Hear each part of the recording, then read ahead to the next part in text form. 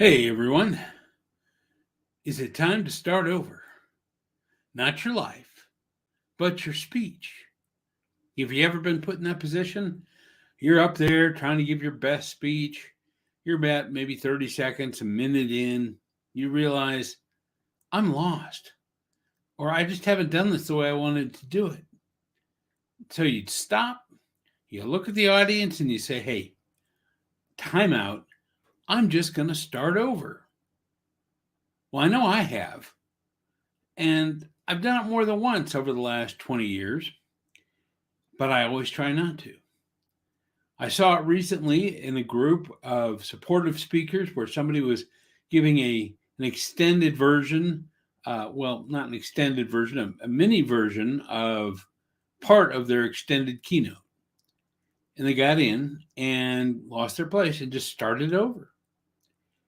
They got some praise for that. It's like, hey, it's like American Idol. You start on the wrong key, you start over. Well, speaking is an American Idol. But if you're in a supportive group, starting over really isn't the end of the world. Kind of depends on when you start over, because if you start over too late into your speech, you're then taking up a tremendous amount of time.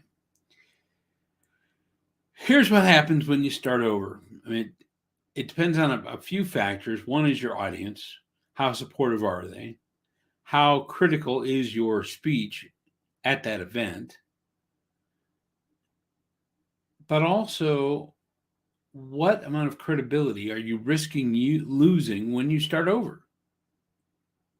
Are they going to stop listening to you? Are they going to think you're not prepared? Are they going to think you're just not ready for this? Are they just going to tune out? We risk a lot by starting over.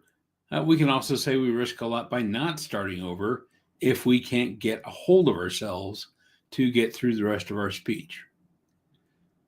So I don't know. What kind of judgment can I give on starting over? Well, I don't think that it's the best thing to do, but it isn't always the worst thing to do. The most important thing to me is, how can we prevent ourselves from being put in the position of having to start over?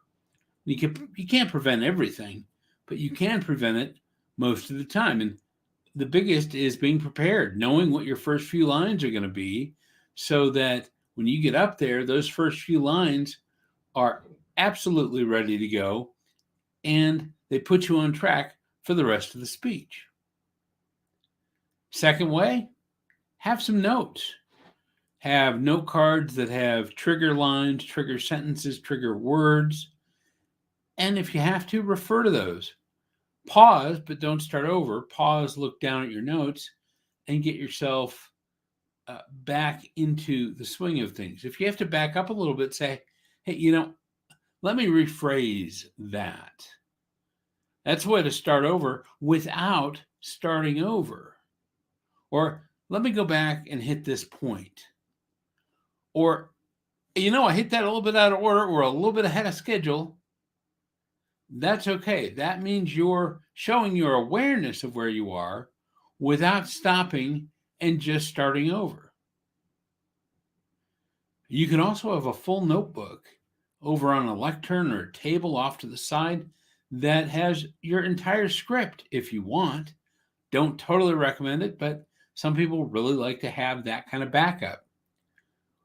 Go over, take a drink of water, figure out where you are.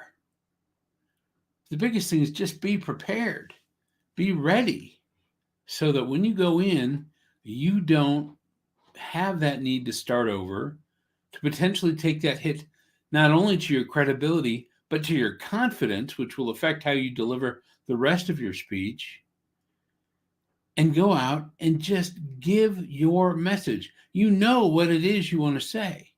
Your audience doesn't know what it is you want to say.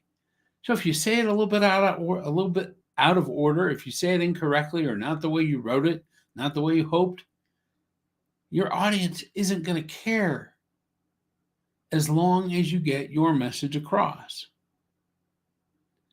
Was starting over the end of the world? No. But finding a way to not have to start over is going to give you a stronger foothold in your world and a stronger foothold with your audience. Thanks for showing up today for our Speak Anyway tip number 13. And see how many more we can get out here in the month of April. If you have any questions for me, feel free to leave a note here on Facebook or YouTube or Twitter. Email me at rich@richhopkins.com. You can check me out on my website, richhopkins.com. Have a fantastic day.